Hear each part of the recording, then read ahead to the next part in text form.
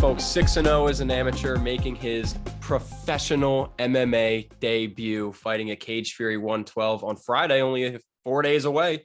Mr. Keron Reed. Keron, man, how you doing? I'm doing good. Yeah, you excited for the fight? Yeah, I think 4 days out. Yeah, I'm crazy excited. Yeah, I see. I feel the energy. So glad to hear it, man. So you mentioned you're still in Texas. Have you been to Philadelphia before? When you coming over here? I've been like one time, but I was like real little, like probably like 8, 9 years old. Yeah. Yeah, I went out there with my dad because my dad stayed out there for a little bit too. When you coming out? My flight leave tomorrow in the morning. Cool. Are you like excited to see the city at all? You got any thoughts on the city? I'm just ready to fight. That's it. Really. Yeah. Like that's all I'm really focused on right now. But before we get into that, I gotta ask: you're from Texas. Are you a Cowboys fan? Fuck no. All right, good. I'm an Eagles fan, so you passed the test. Yeah, I'm good. I hate the Cowboys. Best answer I could have heard, man. Best answer I could have heard. So one more question before I start asking you about the fight.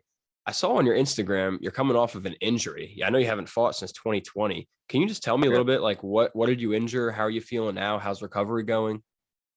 I tore my bicep during the sparring session like 2 years ago. Nasty.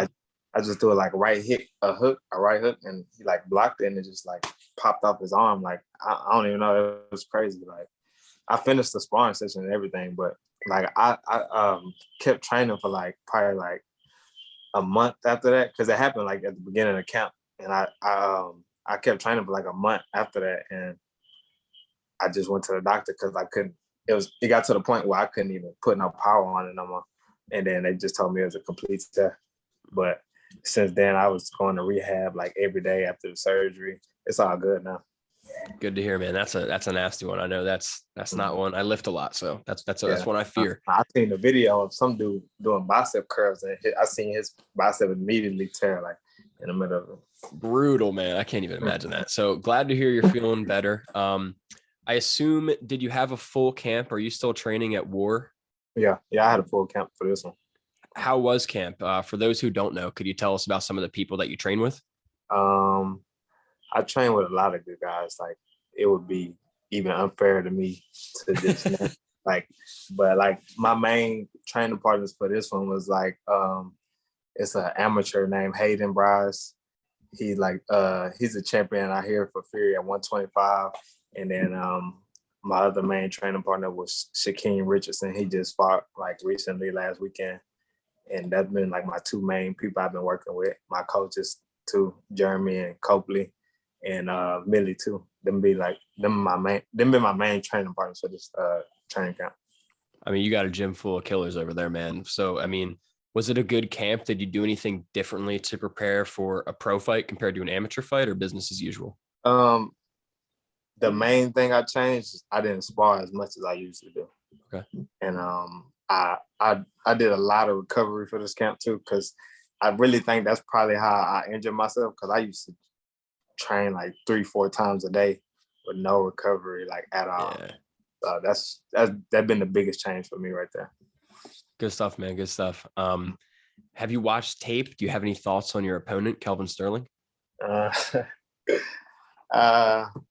Yeah, I watched him. Why you laugh? Not impressed? I mean, he's all right, but I just feel like, I don't know, he probably just tough, but I like tough people because I like beating people up. Like I don't want somebody to quit in there. I want to get my training camp work. You know what I mean? I like that, dude. I like that attitude. It's a Warriors attitude right there, my man. So I know he trains at like Longo and Weidman, which is a big gym in New York.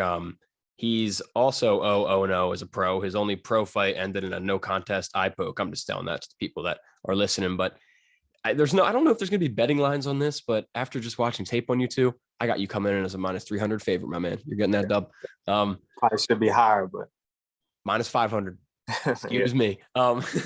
So how do you see this fight going down? I don't need to know your game plan. I'm not trying to rat you out to your opponent, but how do you anticipate it going down? I'm getting a finish, TKO or knockout cold. I'm getting a finish for sure, like 100%. Like I'm gonna be, in my mind, like I don't do well with losing. Like it's just how I grew up. Like I can't lose in my head. So like decision wins are losses for me. So that's how I look at it. If I don't get a finish, I lost in my head. And that's why I get my motivation from. That's I hear that with a lot of fighters, they're just not happy with the decision. They need to get that finish to feel I mean, satisfied. if I have like a flawless decision, like Sure. and I'll be cool with that. I just want to have a good performance. That's really what I mean. If I don't have a good performance, that's a loss for me. Yeah, understood. And I mean, I imagine after 2 years off, you're feeling really hungry. It's like especially hungry. Mm-hmm, mm-hmm. So do you know anything about the Arena 2300? Have you seen the place at all? I never seen it before. I've been there a few times. It's a really cool vibe. It's really like fans are like 2 feet away from the cage, like real intimate, like basement boxing vibes, but like it's a nice venue. It's not like a dingy place or anything. It's just cool. So how do you think that's going to play into your fighting style, having fans right up against the cage? It's already sold out. It's going to be a couple hundred people there. It's going to be like pretty packed house, man. Yeah. Like what you mean? Like, right? Is it like literally that close to the cage? So I've never actually been there for an MMA event. I've been there for grappling. And the way I describe it is Andre Petrosky was grappling Phil Halls and he slammed Phil Halls to the mat. I was sitting front row. Phil Halls' sweat all over my face. Like, It was awesome. It was disgusting. But no, you probably got like 3 feet of room between there's your coaches and the fans right behind them. I was gonna say it'd be good for me because I got most of my people that's coming to town watch. They all got front row cage side tickets. So you'll be able to hear them. Yeah, I ain't know that. So that'd be better for me. Good stuff, man. Good stuff. Yeah, it's a cool place. I think you'll like it. So after you go 1-0, after you get this pro debut dub, what's next? How do you I understand you don't want to go right to the UFC or right to Bellator or something. So what do you have in mind? See, and I ain't gonna lie, that's like one thing. Like when I was being injured, when I was injured, that's one thing like that came to my mind. Like I just want to enjoy the moment, like what's going on. I don't want to even think about what's next, like because that'll give me like. It was like times I had fights, and like the very next morning I'll be in the gym like 8 in the morning, 9 in the morning, and I just had a fight last night. Like I don't want to get like I just want to enjoy it. I just want to enjoy it, and then I'll figure out what's next. Understood. So this is just kind of a fun hypothetical question, but it's along the same lines. So if you don't want to answer it, feel free to tell me. 20 years down the line, 30 years down the line, whatever, you retired. Everything went the way you wanted it to go. How do you envision that going down? Like, what was your perfect dream career? To be honest, I see like a lot of people like talk about who's the greatest of all time, this, that. Like, I don't think it's a such thing. Like, cause you always gonna have people saying this person, this person, this person. In my mind, I just want to be the greatest bantamweight of all time. Or even if I move up to 45, I want to be the greatest featherweight of all time. And I want to be one of the richest fighters ever. That's my two main goals. Like, I feel like there's no such thing as the greatest fighter of all time. It could be a greatest of a weight class, maybe. Sure. But so that's what I'm focused on. I want to be the greatest in my weight class, and I want to be one of the highest paid combat sports athletes, period, ever. Love it, man. And bantamweight's a weight class, in my opinion. There's no like clear cut GOAT. A lot of divisions have one, but bantamweight and featherweight, there's a lot of arguments. So that's all you, my man. That's why I think I'm gonna make my mark for sure. I love it, man. Absolutely love it. So 2 more fun little hypothetical questions like that, piggybacking off that. Do you have like a dream fight, whether it's someone who's currently fighting, whether it's a retired fighter, or even like a fictional fighter, like just for fun when you're hitting the heavy bag? You imagine it's anybody sometimes? Nah, I really don't. Like, it's nobody I just look at like that and be like, oh, I wish I just don't. You just want to fight. Yeah. Respect it. My dream fight is if I die, I make the most money. Love it, man. Love it. So do you have like a dream venue you want to sell out someday? It's crazy. This probably sounds cliche because everybody says, but MSG. Yeah, everyone says that. That's the poster I got right there too. But it's a great spot, man. Yeah, I like that, and I like the MGM too. I probably like the MGM more. That's closer to you too. So yeah. Mm-hmm. And then when I fought in Vegas last time, that was like one of the first buildings I seen, and it just caught my attention. I don't know. I just got this weird energy when I was driving by, and I was like, I want to fight that one day. Maybe it's like the energy, like you've been there before, you've done it before, you're about to do it again. Love it. Yeah. So I don't really need to tell you this. I'm telling people that watch this. Fighting is a very, and maybe I'm wrong because some people are like, nah, dude, you're wrong. But I view fighting as a very difficult, challenging, demanding, both physically, mentally. You have to be 100% involved all the time. It has the highest of highs, the lowest of lows. When things are at their lowest, whether it's after a loss, after a rough session in training camp, even just a late night thought of you doubting yourself sometimes, what like inspires you and motivates to push through? See, and that's one of the things I had this camp, like a lot of little mental laps and stuff. Like I've had, because it's been so long since I've been fighting, Right. and I'm used to being like confident all the time. But I like recently, not recently, but like maybe like 2-3 weeks ago, I've had the mental little farts in my head, and where I started doubting myself. But just being around people who like make me laugh and make me feel comfortable, like, cause I even have people tell me, "Oh, you look sharp," but if I don't feel it, like I don't listen to what other people say. Like I just know what I feel. So, but now I'm feeling good though. Good stuff, man. Well, I know you said it doesn't matter what other people say, but I think you look sharp and you look pretty hype and ready. So, Appreciate you. so like aside from Keron the fighter, tell me about you as like a person a little bit, man. Like, what do you do outside of the octagon? You have like hobbies, interests. How do you spend your time? I play video games. I go basketball.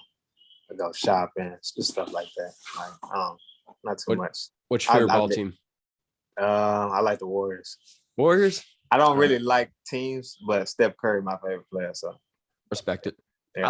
I don't like Steph because I'm a LeBron guy and he's crushed LeBron a bunch of times. But yeah, I like greatness, so I got a little. me and my friends always argue about Steph and LeBron. Yeah, man, they've been going. I really like Kobe though. That was my favorite player growing up. Kobe was the man, dude. R.I.P. And then you said you're into video games. What video games you into? I'm like a 2K fiend right now. Yeah. I love 2K, but I play like 2K, Madden, Call of Duty. I'll be playing Fight Night still, GTA. I play all those type of games. You play UFC? Yeah, for sure. I forgot about that one. Who's your nobody will play me because I'm so good. Oh yeah. Uh-huh. If you're on Xbox, I'll get your. I got Xbox too. I'll get your gamer tag. I'll try out. We can play. When I come out there, we'll play. Who's your favorite fighter to play on the game? I like Max Holloway. Okay, I like the bantamweight featherweight too. So that'd be cool. Yeah, they're my two favorite divisions to play with. Good stuff, dude. They just have you played as Cheeto yet? I haven't played since they updated it. I love Cheeto Vera in that game. Yeah. He's been nice lately. Uh-huh. So, you know, obviously, I assume you watch fights a little bit. Like, do you watch UFC? Yeah. I gotta ask you, man. What do you think about this past weekend? Yeah, that was crazy, bro. That was crazy. So I was watching one of the fight. I was watching the Leon Edwards and Usman fight, and one of my friends, his TV was ahead of mine. And he just blowing my phone up, telling me what happened. So I didn't even get to enjoy it So when it happened, I'm just like sitting there like, damn, that's crazy. But that was a cold knockout. Yeah, dude. I had a big bet on Usman and Acosta parlay. You know, whatever, big bets lose. But I'm sitting there watching with my dad. I swear to God, every time my dad's over, something big happens. Like Pena beat Nunez when he was over. But anyways, we're sitting there like, oh, it's over. He's like, dude, your bet's gonna hit. Good job. I'm like, yeah, we're kind of like tuning out. Oh man, we're both just like we didn't even know what to do.